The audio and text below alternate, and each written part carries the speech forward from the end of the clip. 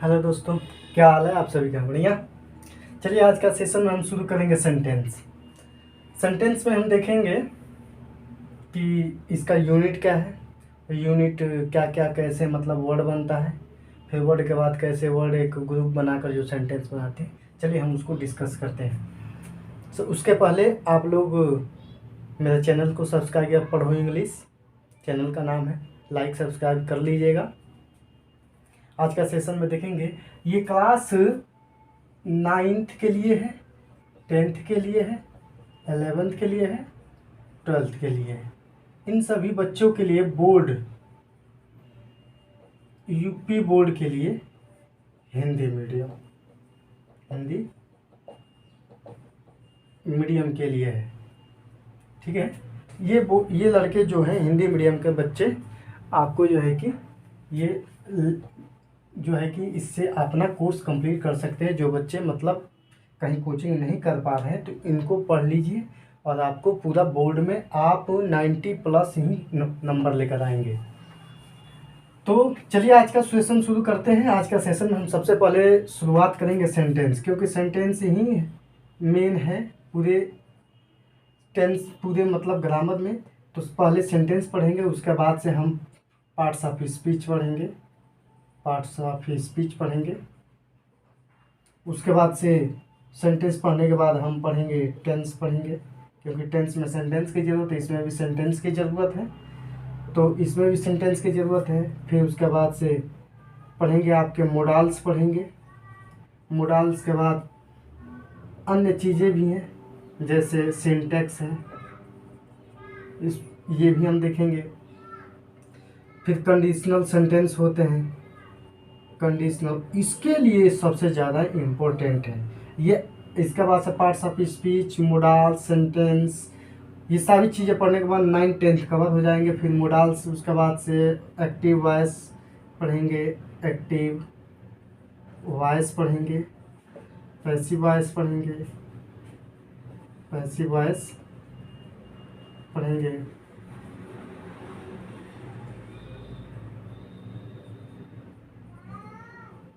Passive voice पढ़ेंगे।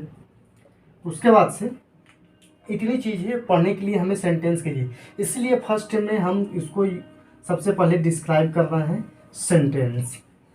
Sentence में देखेंगे कि क्या क्या है, कैसे यूज है इसका, तो इसीलिए सेंटेंस की सारी कंसेप्ट को हम आज क्लियर करेंगे।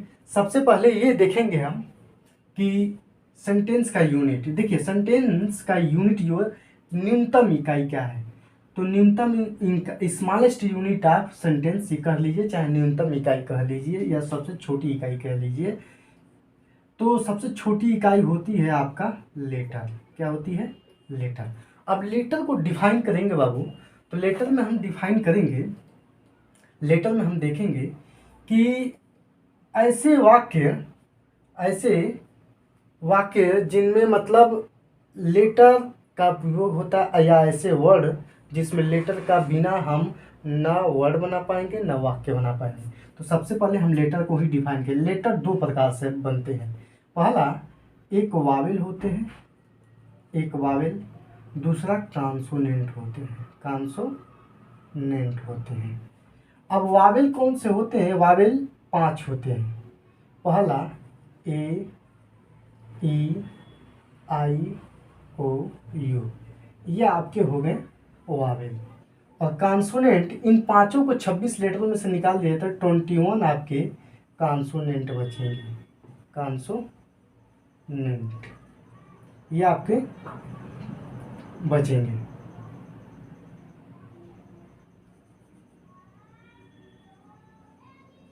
कॉन्सोनेंट बचेंगे।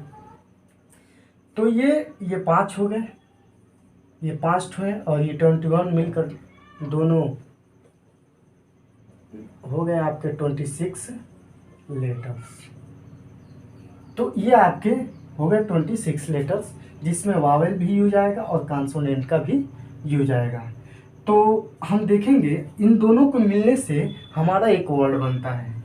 जैसे ये एग्जाम्पल देखेंगे, तो एग्जाम्पल में ले लीजिए ब्यूटीफुल। अब ब्यूटीफुल में देखेंगे, जैसे यहाँ देखेंगे बी क्या है? कॉन्सोनेंट है, कॉन्सोनेंट है। ई क्या है? ये हमारा वावेल है। ए क्या है? हमारा वावेल है। उसके बाद से यू क्या है? ये हमारा वावेल है। अब टी क्या है? टी हमारा कॉन्सोनेंट है। आई क्या है? आई हमारा वावेल है। आई हमारा वावेल है। और एफ क्या है? एफ कॉन्सोनेंट है। फिर उसके बाद से यू देखेंगे, यू देख रहे हैं कि वावेल आ रहा है, तो एल देखेंगे, एल हमारा क्या है? एल हमारा कॉन्सोनेंट है।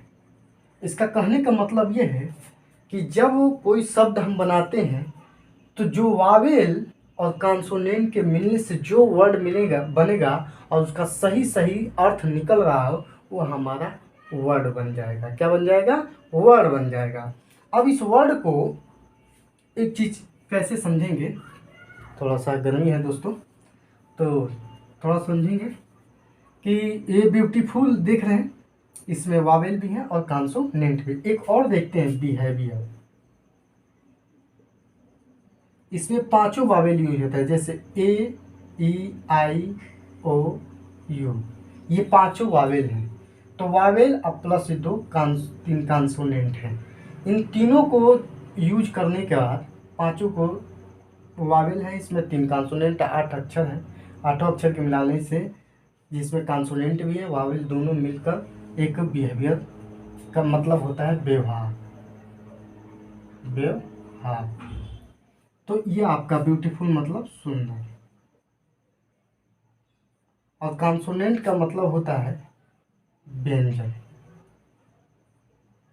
और वावेल का मतलब होता है स्वर। अब इसको थोड़ा व्यंजन को और कॉन्सोनेंट को थोड़ा हम समझ लेंगे।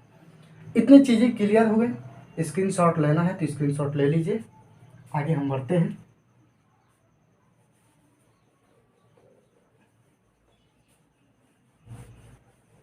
अब थोड़ा हम कॉन्सोनेंट और वावेल समझ लेंगे। देखिए, हमने दो चीज़ें पढ़ी लेटर में, एक वावेल पढ़ा, एक कॉन्सोनेंट पढ़ा। तो वावेल देख लीजिए।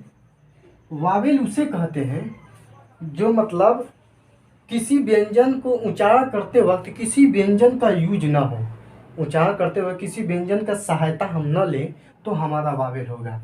जैसे अब ए है, ए को बोलते वक्त हमारा बी सपोर्ट नहीं मिल रहा है, ठीक है, तो ए, अ, इसको शुद्ध रूप से अ पढ़ते हैं, तो अ हो गया,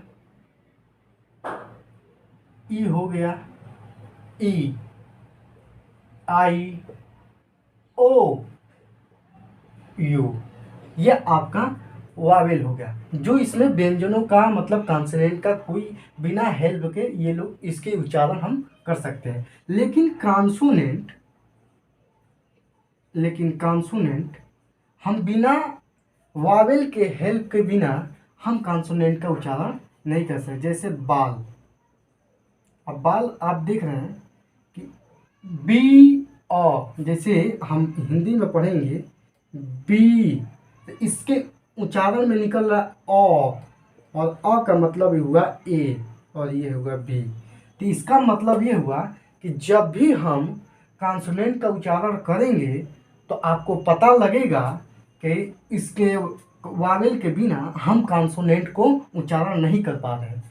जब हम इसके बिना उच्चारण नहीं कर पाएंगे तो वह हमारा कॉन्सोनेंट हो जाएगा।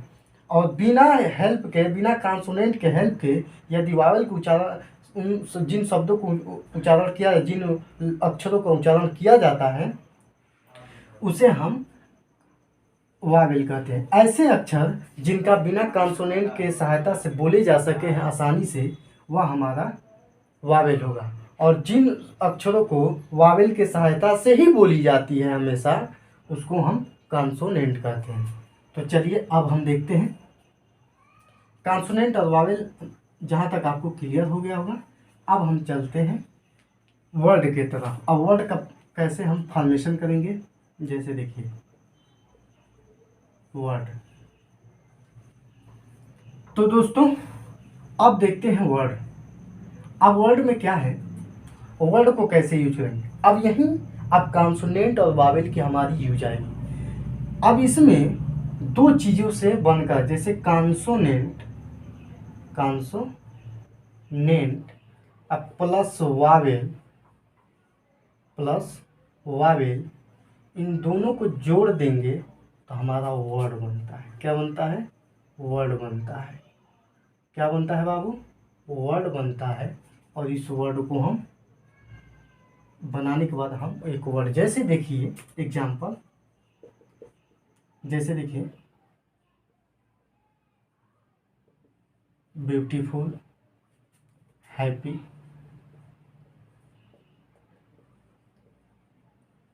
मर्सी,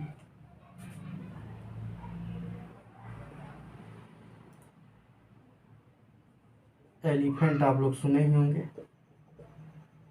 लायन आपने सुना होगा, हॉर्स।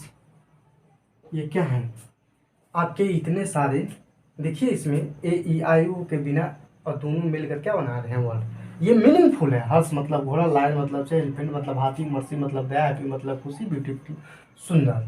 ये मीनिंगफुल है, एक सही अर्थ दे रहे हैं कि हाँ सुंदरता एक चीज़ होती है, खुशी भी एक चीज़ होती है, मर्सी मतलब दया भी एक चीज़ अच्छी होती है, एलिफेंट एक जानवर है, लायन मतलब हर्ष है, लायन मतलब शेर होता है, हर्ष मतलब घोड़ा होता है। तो इन चीज़ों को हम देखेंगे। सबसे पहले अब ऐसा नहीं है कि ऐसा वर्ड उठा लें, जैसे मान लीजिए अब इसका कोई मतलब ही नहीं निकल रहा है कि यूमी मो, ये भी एक तो वर्ड बना रहा है ग्रुप, इसमें भी कॉन्सोनेंट है वावल है, लेकिन इनका सही अर्थ नहीं है। तो जब इनका सही अर्थ नहीं है तो ये क्या हो गया हमारा वर्ड में, इसको हम काउंटिंग नहीं करेंगे। तो अब हम देखेंगे, जैसे मान लीजिए कोई भी एक अपने मन से लिख लिए, मिरुनो कांसो, मिलिनो कांसो रोनो। अब इतना चीज़ें हम लिख दिए, अब इसका कोई मतलब निकल ही नहीं रहा है, तो हम कैसे मान लें कि ये हमारा वर्ड है। तो इसीलिए अब हम इसको ऐसे नहीं यूज करेंगे। भले कॉन्सोनेंट वावल यूज हो रहे हैं लेकिन वो सही अर्थ नहीं दे रहे हैं, तो हम उसको वर्ड नहीं मानेंगे। वर्ड उसको मानेंगे कि कॉन्सोनेंट वावल का यूज हो रहे हैं और एक सही अर्थ दे रहे हैं, एक उसका सही ज्ञान हो रहा है हमें कि इसका मतलब ये सही चीज़ है। हर्ष मतलब घोड़ा होता है, लायन मतलब शेर होता है, एलिफेंट मतलब हाथी। ये चीज़ें हमको सही सही ज्ञान हो रहा है कि एलिफेंट मतलब हाथी होता है, हाथी होती भी है। तो ऐसे में हम इसको मीनिंगफुल वर्ड बोलेंगे जिसमें कॉन्सोनेंट और वावेल वर्ड मिलकर बनाते हैं।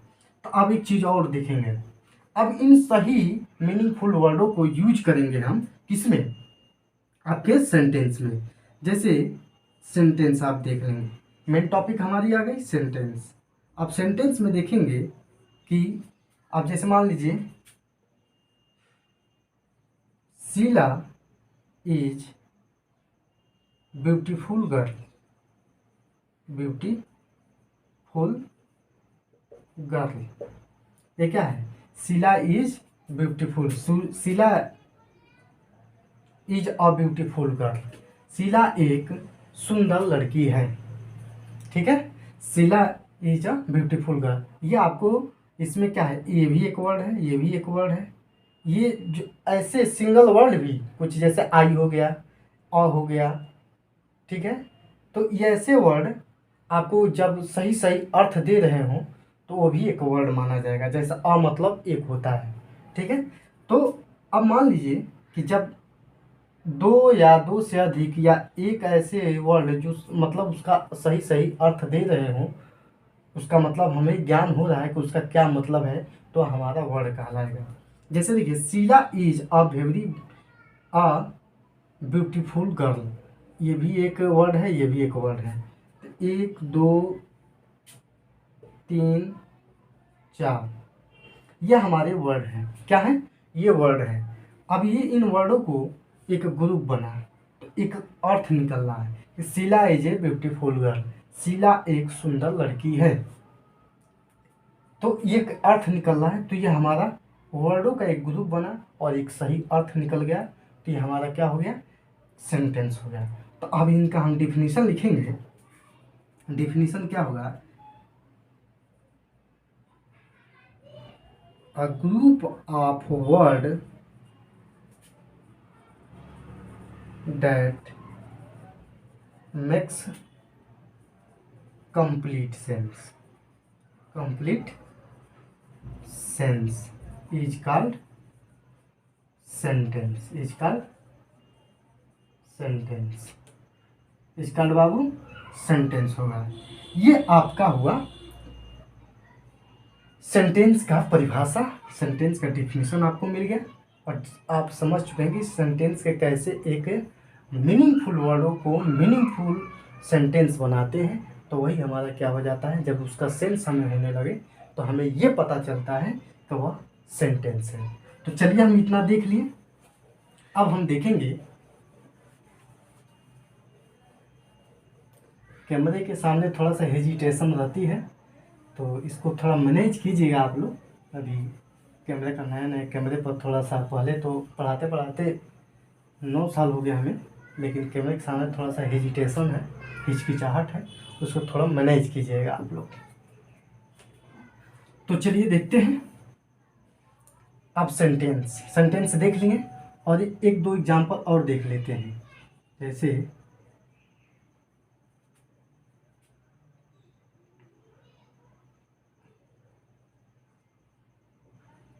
हर्ष runs very fast। हर्ष रन्स वेरी फास्ट, घोड़ा तेज दौड़ता है, घोड़ा बहुत तेज दौड़ता है। तो इसमें देखें कि ये भी एक शब्द है, ये भी एक शब्द है और ये भी है, ये भी है। इनका कोई अर्थ भी निकल रहा है और एक सही फुल अर्थ, मतलब सही सही अर्थ निकलने वाले शब्द, जिससे सही सही अर्थ निकल रहा हो, वही सही सही अर्थ वाले शब्द भी एक सही सही सेंटेंस भी बनाते हैं और उसका एक अर्थ जब निकलता है तो हम उसे मीनिंगफुल सेंटेंस कहते हैं या सही ज्ञान वाले वाक्य कहते हैं। तो ये आपने एग्जाम्पल देख लिया, इसमें सेंटेंस ने अपना कैसे रोल किया है। एक और लिख लीजिए, आई, दूसरा थोड़ा सा इजी लिख लीजिए, easy sentence. Sita is very diligent girl, diligent girl.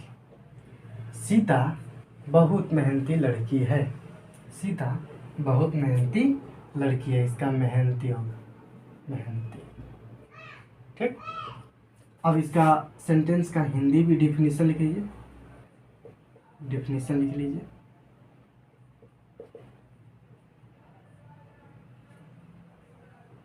जैसे शब्दों का वह समूह, शब्दों का वह समूह, शब्दों का वह समूह जो सही सही ज्ञान कराता है, सही सही ज्ञान कराता है, उसे हम सेंटेंस या वाक्य कहते हैं, या वाक्य कहते हैं। चलिए एग्जाम्पल भी आपने देख लिया है, इसका डिफिनीशन भी देख लिया, सेंटेंस खत्म हुए। अब सेंटेंस के पार्ट देखेंगे कि कौन कौन से पार्ट हैं। तो चलिए दोस्तों, अब देखते हैं सेंटेंस के पार्ट। अब सेंटेंस के पार्ट देखेंगे, पार्ट ऑफ सेंटेंस, फिर उसके बाद से type of sentence. Part of sentence, वाक्य का भाग, वाक्य का भाग। थोड़ा सा ही डाल लें। इसके ये देखेंगे हम इसमें कि कैसे मतलब हम वाक्य के कितने भाग हैं और कौन कौन से क्या है, उसको हम थोड़ा सा समझेंगे।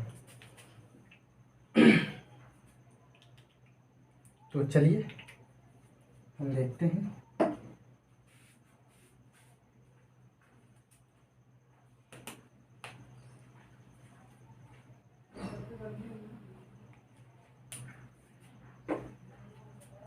वाक्य का भाग, ऐसे भाग जिसके मतलब वाक्य के कौन कौन से भाग हैं ये हम देखेंगे। तो जैसे हमने लिखा था, Sita is a very diligent girl. ठीक, अब इसमें बाबू हम ये देखेंगे, ये हमारा एग्जाम्पल है समझने के लिए कि इसमें कौन सा भाग है। जो वाक्य में हम जिसके बारे में बात करते हैं वह सब्जेक्ट होता है।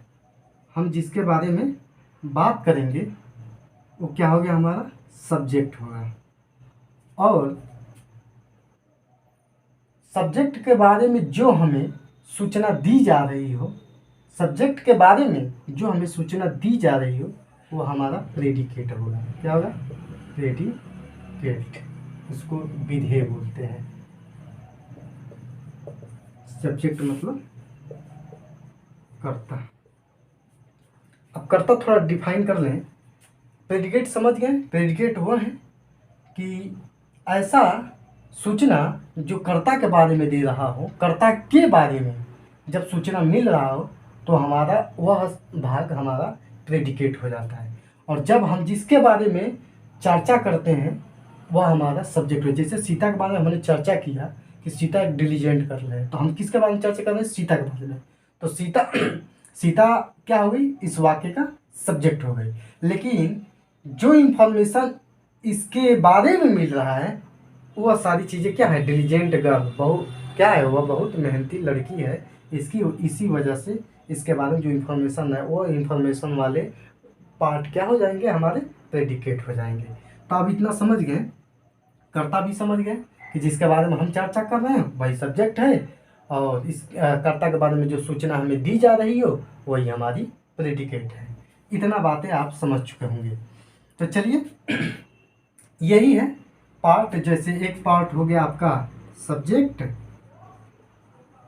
और दूसरा आपका पार्ट हो गया प्रेडिकेट। ये आपके इतने पार्ट हो गए, ये दो पार्ट हो गए, पहला और दूसरा। हम दोनों डिफाइन भी करते हैं कि जो कर्ता के बारे में सूचना दी जा रही हो वही हमारा प्रेडिकेट है, और जो जिसके बारे में हम बात कर रहे हैं वही हमारी कर्ता है, या करने वाला ही, या करने वाला ही क्या है, आपका कर्ता हो जाता है। ठीक है, कर्ता होता है। और कर्ता के बारे में, कर्ता के बारे में हमें जो सूचना मिलती है, हमें जो सूचना मिलती है उसे हम प्रेडिकेट कहते हैं। प्रेडिकेट या विधेय कहते हैं, विधेय कहते हैं। आई बात समझ में। अब इतनी चीज़ें हम देखने के बाद अब ये सारी चीज़ें हमें अब क्लियर है। अब हम पढ़ेंगे टाइप्स ऑफ सेंटेंस। अब हम पढ़ेंगे क्या, टाइप्स ऑफ सेंटेंस, और देखेंगे कि टाइप्स ऑफ सेंटेंस क्या होंगे। ये सभी क्लास के लिए 9th 10th 11th 12th, ये इन सभी क्लासों के लिए वेरी इंपॉर्टेंट क्लास है। इसको आप देखिए, समझिए, और आपको लगेगा कि सेंटेंस सारे क्लियर आपके हो गए होंगे।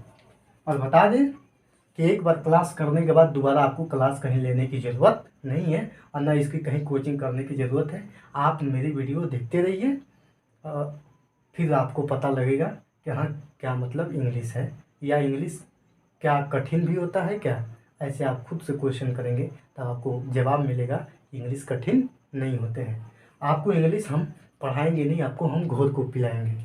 चलिए देखते हैं इंग्लिश। इंग्लिश में सबसे अधिक देखेंगे इसके बाद से टाइप्स ऑफ सेंटेंस। क्या देखेंगे? Types of sentence. अब ये कितने प्रकार के सेंटेंस होते हैं?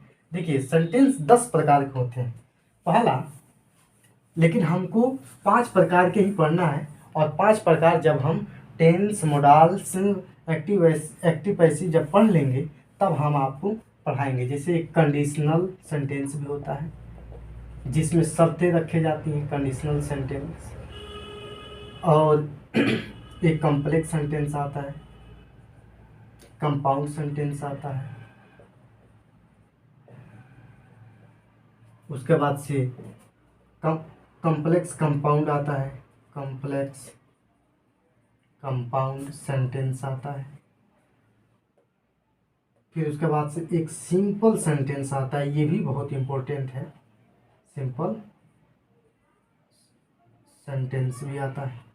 ये आपके 5 हैं जो हम आपको एक, जब हम मोडाल्स वोडाल्स वगैरह टेंस पढ़ा लेंगे, नरेशन वगैरह पढ़ा लेंगे, तो आपको जब एडवांस ग्रामर जब पढ़ने लगेंगे तो आपको ये वाक्य देखने को मिलेंगे जिसमें आपका ट्रांसलेशन आता है या इन्हीं सभी वाक्य। जैसे कंडीशन सेंटेंस हो जाता है, उसमें हम देखेंगे कि उसमें एक वाक्य आता है जैसे काश अगर, ऐसे करके शब्दों से शुरू होता है। जैसे काश में इस देश का प्रधानमंत्री होता, तो ये हमारा कंडीशनल सेंटेंस हो गया। कंडीशन इस पर अप्लाई हो गई कि काश में इस देश का प्रधानमंत्री होता, अगर मैं आसमान में उड़ जाता तो ये सारे काम हम कर लेते। इस तरीके से जब वाक्य आपके आते हैं तो कंडीशन बन जाते हैं, उसमें कंडीशनल जो है एप्लीकेशन अप्लाई होने लगते हैं। फिर उसको आगे हम पढ़ेंगे, लेकिन हम सेंटेंस के जो टाइप्स हैं वो हम डिस्क्राइब कर लेते हैं।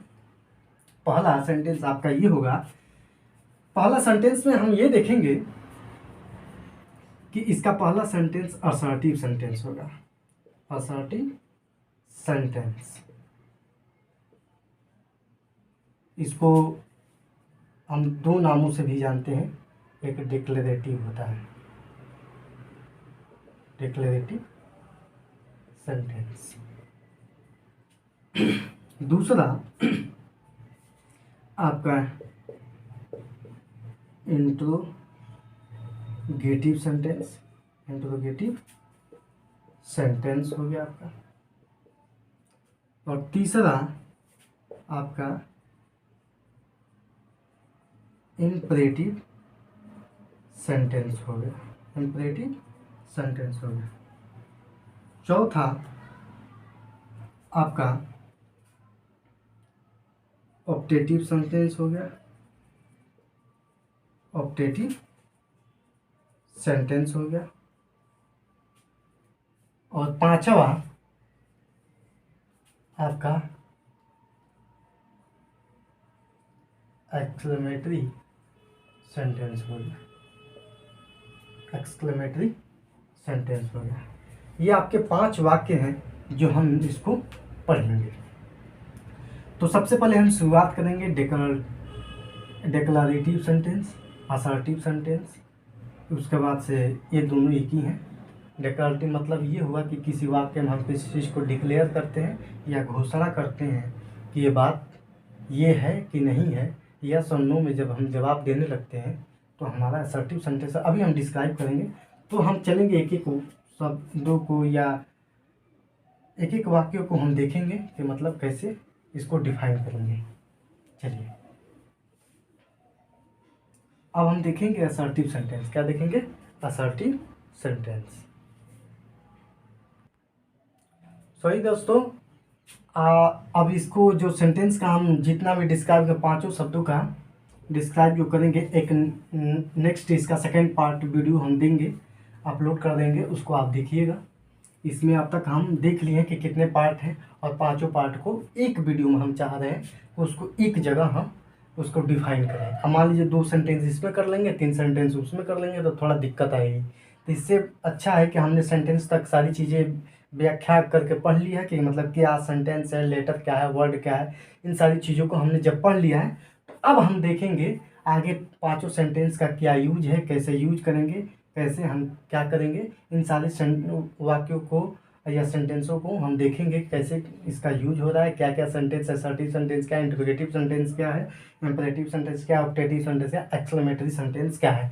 इन सारी चीज़ों को यूज करेंगे, एग्जाम्पल देखेंगे और आगे इन चीज़ों को समझे रहेंगे तो हम इस पर सेंटेंस भी बना सकेंगे। ठीक है, टेंस बनाएंगे, इस पर मोडाल्स बनाएंगे, आपको एक्टिव पैसिव बनाएंगे, इन सारी चीज़ों को देखेंगे। तो ये क्लास होगी आपकी 9, 10, 11, 12 के लिए। ये सारे इस बच्चे इसका लाभ उठा सकते हैं। तो चलो दोस्तों, अगले वीडियो में फिर मिलते हैं आपको। तो देखिए इस वीडियो को, एंजॉय कीजिए।